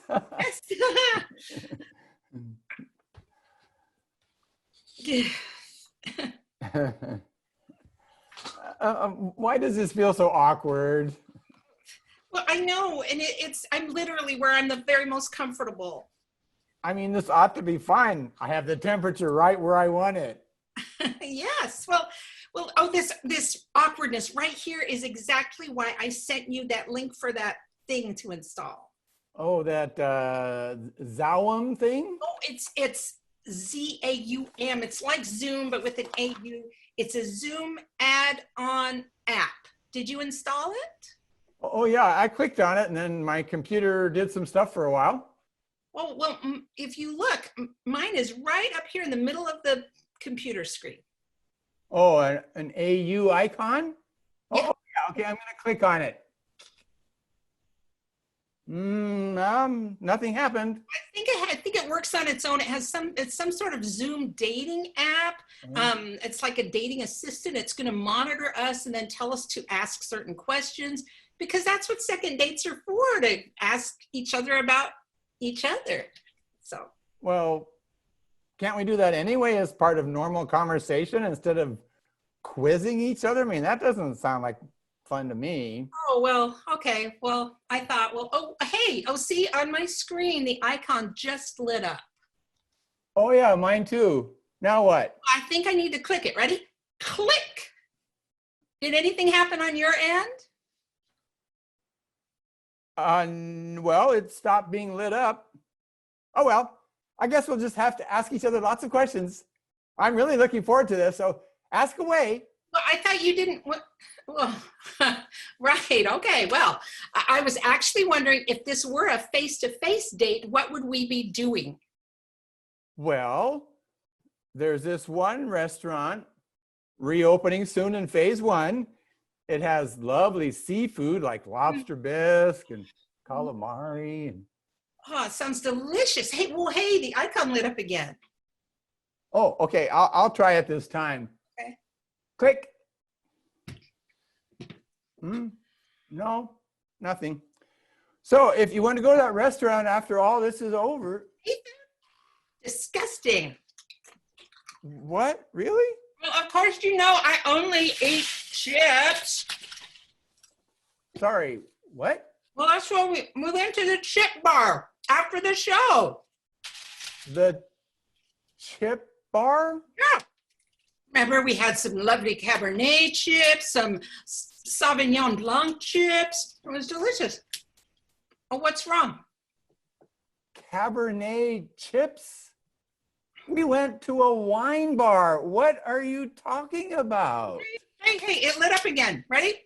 Click. Still nothing. So where is this restaurant you're talking about? It sounds delicious. Restaurant? Yes, the seafood place. Oh, well, you know, I can just sustain myself just by photosynthesis. What? No, you don't. That's what plants do. Oh, but we are all plant-based organisms who can transmute sunlight into carbohydrate. No, we're not. Yikes. Okay. Hang on. I think that this ZAUM app isn't providing questions. It's somehow changing the answers. Don't do that. Ooh. I'm going to try something, okay? All right. All right. What's the best present you ever received? A grow light. And the icon just turned on. Okay. Click. Okay, what did you just say? A trip to the yoga place? See, your answer changed. No, it didn't. Oh, did it? Well, fine. You do it. You ask me a question. All right. Well, have you ever gone to the goat yoga place? Goat yoga? Ooh, no. Goats freak me out with their weird little slit eyeballs. Oh, okay. The icon just turned on. Okay. Yeah, click it. So what's wrong with their eyeballs? Nothing. That's why I went to the goat shrine. Goat shrine? So I could transform. Transform into what? Into a satyr, silly. A satyr like those goat people from Narnia? No, silly, those are fawns. Have you not had your chakras touched by goats? Ooh. Did not Pan appear to you? No? Well, I'm sorry. I'm not dating anyone with ankles less than a foot above the ground. Oh, thank God I can only see your upper half. Okay, the icon isn't listed, so I can answer a question, ask a question. Okay, let's see. Well, what do you think we're handling COVID? Don't change the subject. Describe your hawks right now. Okay, click. Are you still a goat person? What? Was I a fawn just now? Yes. Well, no. Satyr? Never mind. And you don't have to answer the COVID question. I really don't care. Ooh, it lit up again. Ready? Click. Do you still not care? Of course I care. We've been in unprecedented lockdown for 10 years. I'm eating nutria and stink bugs for protein. Please, I'll give you all my bullets for some hand sanitizer. Oh, yikes, I'm clicking again. Click. Are you all right now? Yes, we are all right now. We are COVID. There is only COVID. None can defy COVID. Oh, I'm going to click again, but this is my only chance to say to you directly to your face that you suck. Click. Are you okay? No. Everything feels off. Have you seen there's a harp behind you? What, huh? Well, that's weird. I don't know. Am I a harpist? I guess I could try playing it. Oh, no. You know, the demon king cursed me to never hear harp music. Or wait, unless, okay, maybe now I can hear it? Oh, you know I can't play the harp ever since they replaced one of my hands with a hermit crab. Why would they even consider doing that? I know, it doesn't even match the octopus. Oh, ready? Click. Okay, is that better? Was ist los? Das ist nicht normal. Ich kann dich nicht verstehen, mein Schatz. Oh, wo bist du? Click. Is that better? 0, 1, 1, 0, 1, 1, 0, 0. Click. Oh, even owning my own pet sanctuary isn't helping me calm down. Oh, click. In short, this adult conversation makes it clear, despite our strain, this is the very model of a modern day gone quite insane. Click.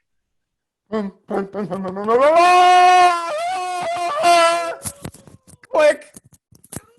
Boots and cats, woo! Dance party panic. Oh, click. Hello. Thank you for using ZAUM. What is your question? Who are you? What's going on? Well, my name is Srimanya Ganapathanady, and in roughly 2/3 of the multiverse, I invented ZAUM. One of you clicked the hub button. Is there a problem? Yes, I had seafood hands. What is happening? We keep clicking the AU icon. Before we continue, did either of you go through the provided tutorial? No.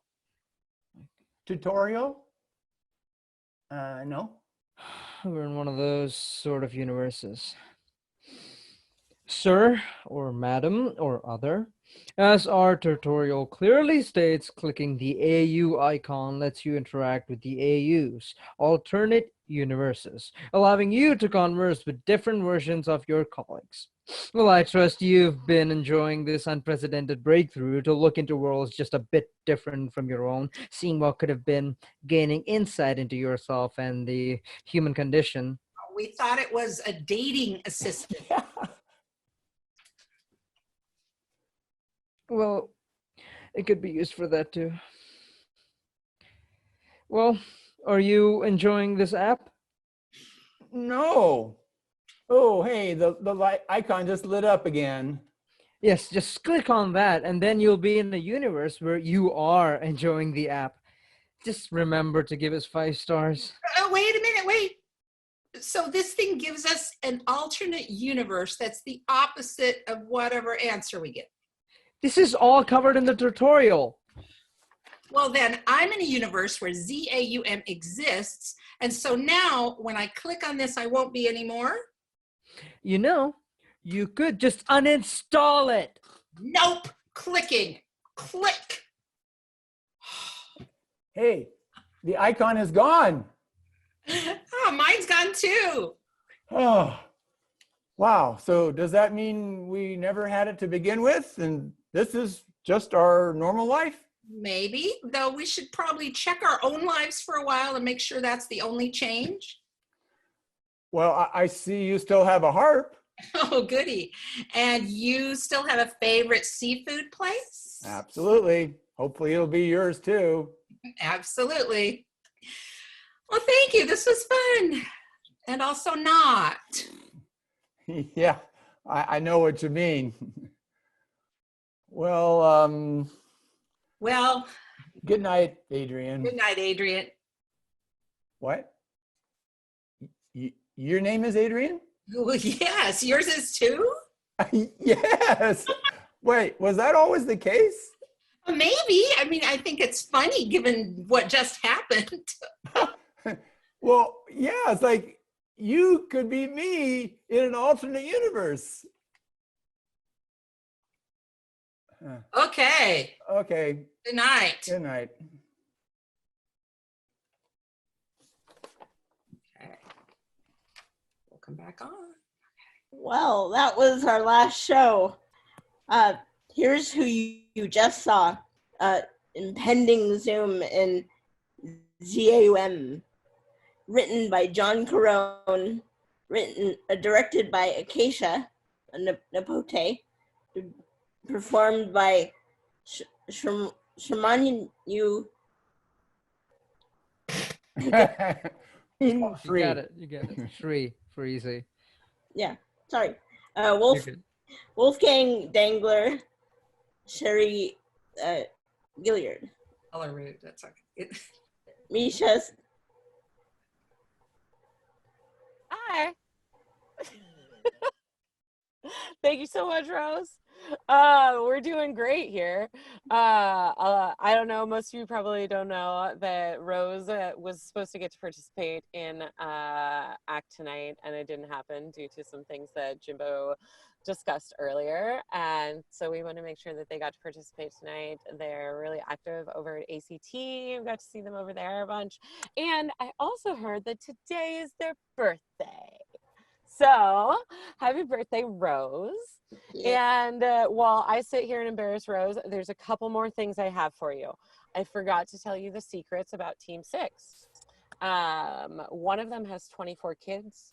One of them rode an elephant in India. It's not the one that you think it is. And one of them believes in a hollow Mars.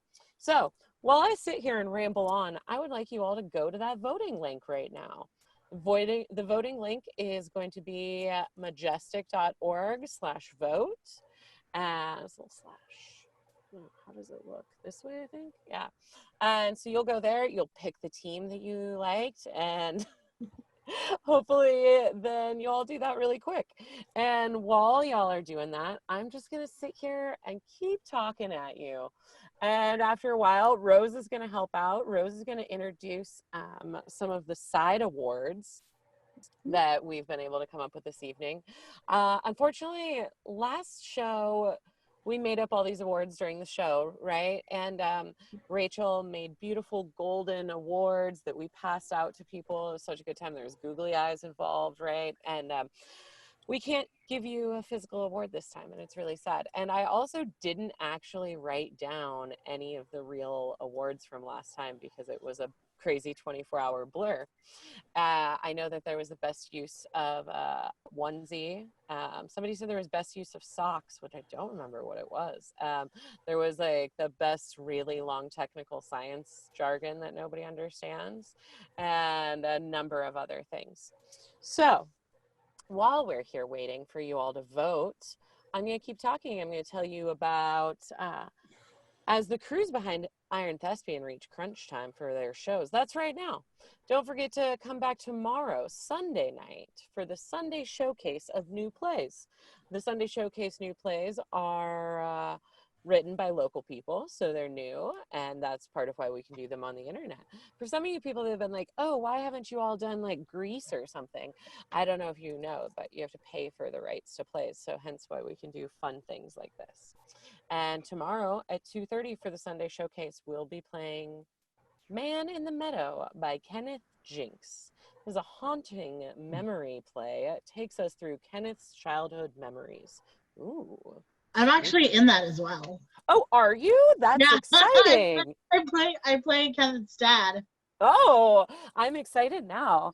I haven't got to watch many of them. Sundays is kind of my like hide from the world day.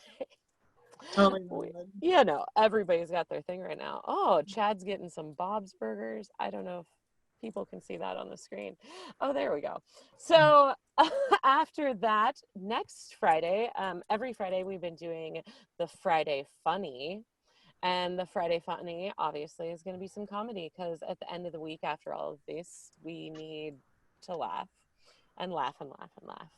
And so this week's Friday Funny is going to be local comedians and a local comedy showcase. It's going to be suggestions only improv, doing another one of their fun improv comedy shows. I'm definitely going to have to tune in and watch that. Let's see, how many representatives do we have? 1, 2, 3, 4, 5, 6. Oh, that's almost that is everybody. I can count. So I imagine most of y'all are still voting. So I'm going to keep talking about some other things. Majesticpiece Theater presents The Twelfth Night, a Shakespeare play. A lot of Shakespeare in the public domain. So this, I do believe, is the second, possibly third. Thanks, everybody. Shakespeare that we have been able to present. It's going to be directed by Ellie Smith. Oh, fun. That's going to be at 7:30 on the 23rd. And Ellie is still accepting auditions for that. If you want to get involved in one of our Majesticpiece theaters, you can go onto the auditions section of the Majestic website and pick up the details for that. 5 p.m. on Monday is the deadline. Excellent. I hear they just let anybody do this stuff, you guys. Like, I'm literally just a weirdo sitting in a closet underneath my stairs, and they let me talk to you. So you too can be in a show. So if you've always dreamed of it and you didn't want to put in weeks of rehearsal or have to be in like a dressing room with a bunch of strangers, or maybe like getting up and being physical all the time isn't something that you are accessible to doing all the time. So this is a really fun way to get to interact and do some new things. And it's also a fun way to meet new people when we're all kind of stuck inside right now. Hey, Misha. Hey, Misha. Yeah, that's me. Can I give a quick shout out real quick? Sure. I want to say hi to my buddy Oren, who's watching right now. I want to let him know that the burger of the day is the life of the parsley burger. Okay. Thank you very much, Chad. Chad and I, with all of our grown-up friends, Oren is 6, but he's a super scientist. So that's just I feel like we'll probably get the result by the time that Rose has presented all of the silly awards. Oh, that's fantastic. Everybody, that was the voice of Rachel, who has been managing all of this from backstage. So woo frickin' who. If the lady drank, I would buy her a very large alcohol. And instead, instead I will give her leeks, because that's what I did today. So I'm going to pass it off to Rose, and Rose gets to help announce these silly awards. We have all representatives here from the 6 teams. Thank you all for being the representative, and may the odds be in your favor.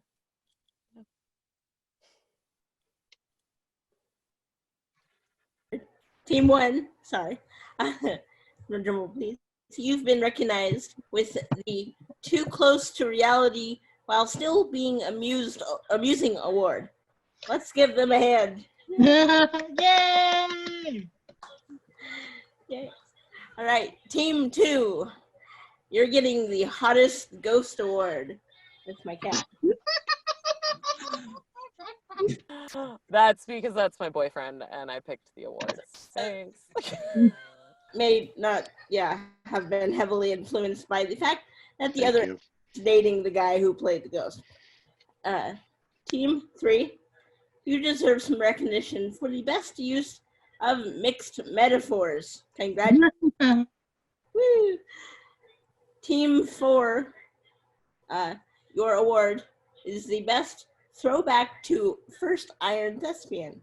If you were there, dear audience, you'll remember Justice Joyce winning show about a lonely blade, the self-aware samurai, and he seems to still be fighting away in the world of this year's play. Team 5, your play is the best sequel that we never knew we needed. Yay! Can we ever have too much Robin Hood? No, never. No, no. So, and finally, Team 6, you win the best, worst second date award. That was awkward. Accurate. Accurate. Yeah. Yeah. Thanks, everyone. We will be emailing out your beautiful digital certificates after this show so that you can display them proudly, perhaps as your desktop background, or print them up and glue them on your wall. Glue? Perhaps that was a strange choice of words. Don't glue things on your walls unless you don't rent.